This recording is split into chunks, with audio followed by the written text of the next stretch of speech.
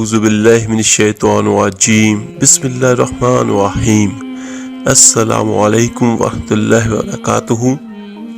میرے عزیز بھائیو بہنوں اور بچوں، آج کا جو ہمارا موضوع ہے وہ عید الفطر کی نماز کا ہے۔ اس کے کچھ مسائل ہیں وہ میں آپ کو بیان کروں گا کہ عید کی نماز ہم گھر میں پڑھ سکتے ہیں یا باہر پڑھ سکتے ہیں، تو اس کا طریقہ کار کیا ہوگا اور کس شرط پہ ہوگی۔ یہ جو عید الفطر کی نماز ہے اس کے بارے میں لوگ بہت پوچھ رہے ہیں آج کل کہ گورنمنٹ کی طرف سے مسجدوں میں کراؤڈ پر اگر پابندی ہو تو کیا ہم گھروں میں عید کی نماز پڑھ سکتے ہیں؟ اور میرے عزیزو، اس وقت بہت سارے ملکوں میں موجودہ حالات کی وجہ سے لاک ڈاؤن بھی چل رہا ہے، اور بہت سارے ہمارے اسلامی بہن بھائی جو باہر کے ملکوں میں ہیں ان کی طرف سے بھی ایک سوال بہت زیادہ پوچھا جا رہا ہے، وہ یہ ہے کہ حضرت لاک ڈاؤن چل رہا ہے اور لاک ڈاؤن کی صورتحال میں کیا ہم گھر پر عید کی نماز پڑھ سکتے ہیں یا نہیں؟ کیونکہ مساجد کے اندر تو پابندیاں ہیں، تو وہ کہتے ہیں کہ اس صورت میں ہم گھروں پر عید کی نماز پڑھ سکتے ہیں یا نہیں، اور اگر پڑھ سکتے ہیں تو اس کے پڑھنے کی شرط اور طریقہ کیا ہوگا۔ یہ دو مسائل میں آپ لوگوں کے ساتھ شیئر کرنے جا رہا ہوں۔ ایک تو میں آپ کو بیان کروں گا کہ کن لوگوں کے لیے گھروں میں عید کی نماز پڑھنا جائز ہے اور کن لوگوں پر عید کی نماز گھروں پر ادا کرنا جائز نہیں ہے، اور عید کی نماز کا طریقہ کیا ہے۔ یہ کوشش کروں گا کہ انشاءاللہ میں آپ کو آسان لفظوں میں سمجھا سکوں۔ تو سب سے پہلے ہمارا جو موضوع ہے وہ یہ ہے کہ گھروں پر عید کی نماز پڑھنا جائز ہے یا نہیں۔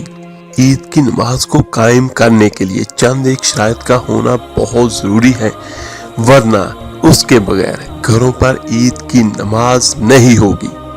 یعنی شریعت نے عید کی نماز قائم کرنے کے لیے چند شرائط کا ہونا لازم قرار دیا ہے، وہ عید کی نماز ہو یا جمعۃ المبارک کی نماز ہو۔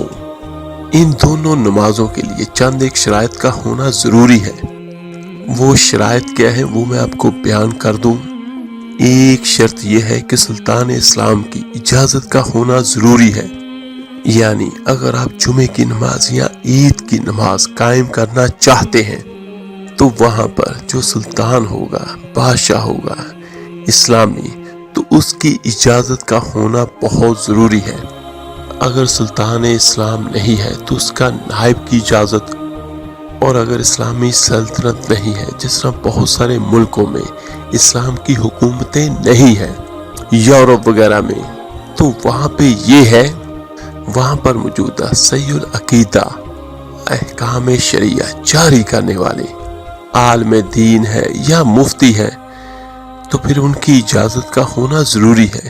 یہ تو ہر جگہ پر ہوتے ہی ہے، اور اگر آپ ان سے اجازت لے لیں یا وہ آپ کو اجازت دے دیں، عام اجازت دے دیں، تو آپ جمعے کی نماز یا عید کی نماز قائم کر سکتے ہیں۔ اگر میرے عزیزوں ان کی اجازت نہیں ملے گی تو گھروں پر عید کی نماز نہیں ہوگی۔ اگر ان کی اجازت مل جائے تو پھر گھروں پر نماز قائم کرنے کی شرائط کیا ہے؟ بہرحال یہ تو مجبوری میں ہے کہ ہم گھروں میں پڑھتے ہیں، لیکن زیادہ افضل یہ ہے کہ کھلے میدان میں پڑھنا۔ اور ایک بات یاد رکھیے گا کہ پہلے عید کی نماز ہوگی، اس کے بعد پھر خطبہ، اور صحابہ کرام رضی اللہ تعالیٰ عنہ کا بھی یہی طریقہ رہا ہے۔ اور ایک بات یاد رکھیے گا کہ عید کی نماز کے لیے نہ ہی اذان ہے اور نہ ہی اقامت ہے، یہ بہت یاد رکھنے کی باتیں ہیں۔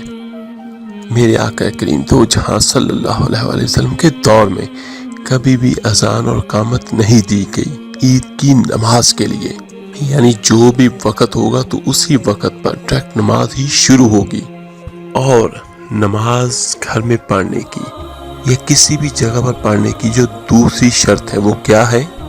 جماعت میں جو تعداد ہے لوگوں کی وہ کم سے کم 4 لوگ ہونا ضروری ہے، یعنی ایک امام ہو اور امام کے علاوہ 3 بالغ مردوں کا ہونا ضروری ہے۔ یہ یاد رکھیے گا، یہ نہیں کہ 2 لوگ ہوں یا 3 لوگ ہوں تو وہ نماز پڑھ لیں۔ یہ جمعے اور عید کی نماز کے لیے اس طرح نماز نہیں ہوگی۔ امام کے علاوہ 3 بالغ مردوں کا ہونا ضروری ہے، اور اس طرح بھی نہیں کہ 2 بالغ مرد ہوں اور 1 نابالغ ہو، یا 2 بالغ مرد ہوں اور کچھ خواتین گھر کی ہوں۔ اس طرح بھی نماز عید یا جمعے کی نماز نہیں ہوگی۔ یہ شرائط ہیں۔ اب میں اس کو آسان لفظوں میں بیان کرتا ہوں۔ یعنی جس ملک میں آپ موجود ہیں، جہاں پہ آپ رہتے ہیں، وہاں پر اگر اسلامی سلطنت ہے تو وہاں پر بادشاہ وقت کی اجازت کا ہونا ضروری ہے، خواہ وہ کوئی بھی ہو یا اس کے نائب کا۔ یا جہاں پر پھر آپ ان ملکوں میں رہتے ہیں یورپ وغیرہ میں، وہاں پر چونکہ اسلامی سلطنت تو نہیں ہے، تو وہاں پر جو احکام شریعہ جاری کرنے والے ہیں، جو مفتی صاحب ہیں یا عالم دین ہیں، تو اس کی اجازت سے، اور اگر وہ فتویٰ دے دیتے ہیں کہ آپ گھر پر موجودہ حالات کی وجہ سے جمعے کی نماز بھی پڑھ سکتے ہیں یا پھر عید کی نماز بھی قائم کی جا سکتی ہے، تو پھر آپ گھر پر چاہے 4 لوگ ہی ہوں، آپ گھر پر عید کی نماز قائم کر سکتے ہیں، اور جمعے کی نماز بھی اسی طرح قائم ہو سکتی ہے جس طرح کے موجودہ حالات ہیں۔ لیکن اگر ان کی طرف سے اجازت ہی نہیں ہے، یعنی بعض ملکوں میں ایسے ہے کہ وہاں پر اجازت ہی نہیں ہے، کراؤڈ پر پابندی ہے، اور اس لیے ان کی طرف سے اجازت ہی نہیں ہے کہ آپ گھروں پر جمعہ یا عید کی نماز پڑھیں، اور اگر ان کی اجازت نہیں ہے اور آپ اپنی مرضی سے گھر کے اندر نماز پڑھ رہے ہیں، تو آپ کی نماز ہوگی ہی نہیں، اس لیے کہ یہ شرائط ہی نہیں پائی جاتی جو میں نے آپ کے سامنے بیان کی ہے۔ اور آپ کو یہ اجازت علماء کرام نے پہلے سے دی ہوئی ہے کہ ان حالات میں آپ جمعے کی نماز اور عید کی نماز گھر میں پڑھیں، تو پھر آپ گھروں میں عید کی نماز پڑھ سکتے ہیں۔ یہ بالکل جائز ہے، آپ کی نماز ہو جائے گی، کیونکہ اللہ تعالیٰ نیتوں کو بہتر جاننے والا ہے۔ مملکت سربراہ کی طرف سے اجازت ہی نہیں ہے تو آپ عید کی نماز قائم کرتے ہیں، جمعے کی نماز قائم کرتے ہیں، تو آپ کی نماز نہیں ہوگی۔ یہ آپ لوگوں کے لیے جائز نہیں ہے، چاہے 15 ہو چاہے 20 ہو، اگر یہ شرائط ہی نہیں پائی گئی تو آپ کی نماز ہی نہیں ہوگی۔ یہ تو تھی شرائط، یعنی عید کی نماز قائم کرنے کی جو شرائط تھی وہ میں نے آپ کے سامنے بیان کی ہے۔ امید ہے کہ آپ کو یہ مسئلہ سمجھ آ گیا ہوگا کہ کون لوگ گھر پر عید کی نماز قائم کر سکتے ہیں اور کون سے لوگ گھروں پر عید کی نماز قائم نہیں کر سکتے۔ اب دوسرا مسئلہ، اگر ہم گھروں پر عید کی نماز پڑھنا چاہیں تو اس کے پڑھنے کا طریقہ کیا ہے؟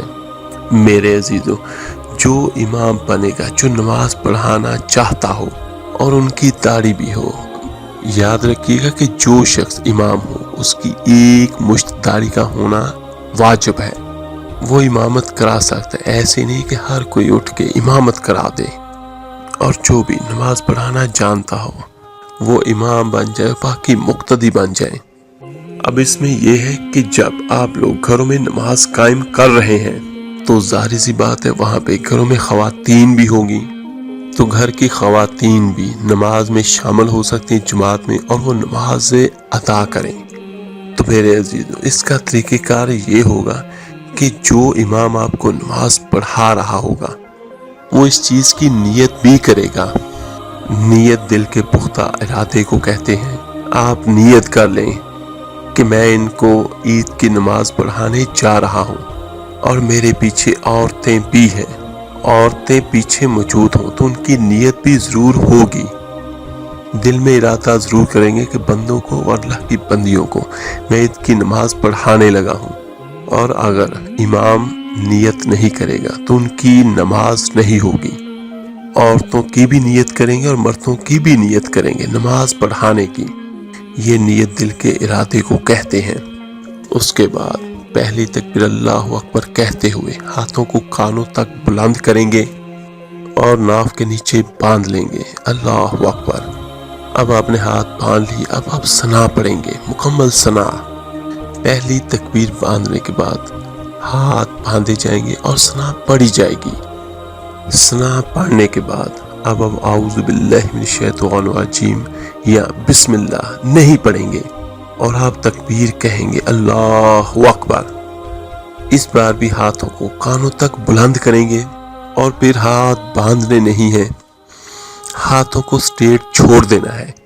اور ایک بات اس میں یاد رکھیے گا کہ کچھ لوگ اللہ اکبر کہنے کے بعد ہاتھ سٹریٹ کر لیتے ہیں، وہ بھی جائز ہے، اور کچھ لوگ اللہ اکبر کہنے کے بعد ہاتھ باندھ لیتے ہیں۔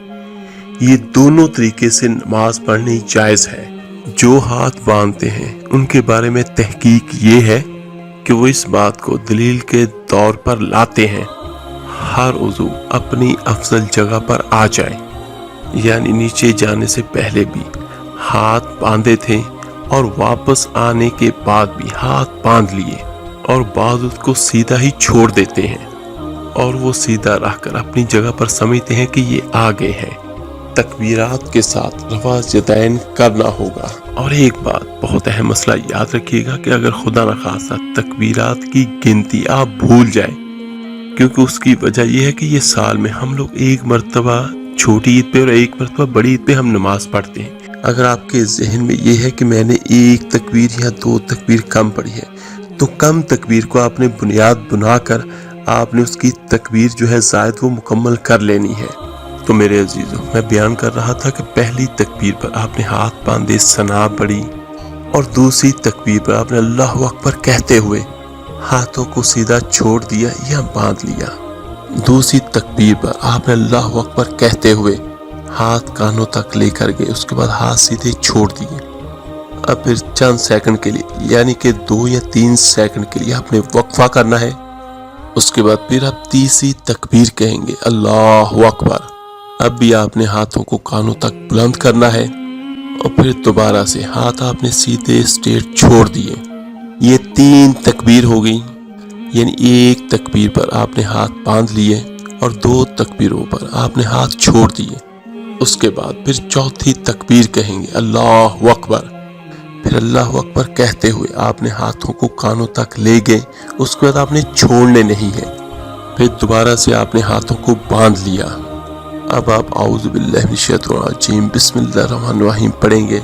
اس کے بعد سورہ فاتحہ کی تلاوت کریں گے۔ جو امام ہوگا وہ بلند آواز کے ساتھ اس کی تلاوت کرے گا، اور پیچھے مقتدی جو ہوں گے وہ سنیں گے، اور سورہ فاتحہ کی تلاوت کرنے کے بعد کوئی سی بھی قرآن کی سورت کو تلاوت کریں گے۔ پھر رکوع اور دونوں سجدے۔ یہ ایک رکعت کا طریقہ۔ اور میرے عزیزوں، جب آپ دوسری رکعت میں کھڑے ہوں گے تو بسم اللہ الرحمن الرحیم پڑھنے کے بعد آپ سب سے پہلے سورہ فاتحہ پڑھیں گے۔ سورہ فاتحہ کے بعد آپ کوئی سی بھی سورت پڑھیں گے۔ آپ جو اس کے بعد آپ نے تکبیریں پڑھنی ہیں۔ پہلی رکعت میں قرات سے پہلے تکبیریں پڑھی جائیں گی، اور دوسری رکعت میں قرات کے بعد تکبیریں پڑھی جائیں گی۔ اب کیسے تکبیریں ہوں گی؟ آپ نے جیسے ہی سورت کو مکمل کیا تو آپ نے اللہ اکبر کہتے ہوئے ہاتھوں کو کانوں تک بلند کیا، اور اللہ اکبر کہتے ہوئے ہاتھوں کو سٹریٹ چھوڑ دیا۔ یہ ایک تکبیر ہوگی۔ دوسری تکبیر پر بھی آپ نے ہاتھوں کو کانوں تک بلند کرنا ہے، اللہ اکبر کہتے ہوئے ہاتھوں کو سیدھا سٹریٹ چھوڑ دیا۔ 2 تکبیریں ہوگی۔ اس کے بعد پھر تیسری تکبیر، اللہ اکبر کہتے ہوئے ہاتھوں کو کانوں تک بلند کر کے سیدھے سٹریٹ ہاتھ چھوڑ دیے۔ یہ 3 تکبیریں۔ تینوں تکبیروں میں آپ نے کانوں تک ہاتھ لے کر جانا ہے اور سیدھے چھوڑ دینے ہیں۔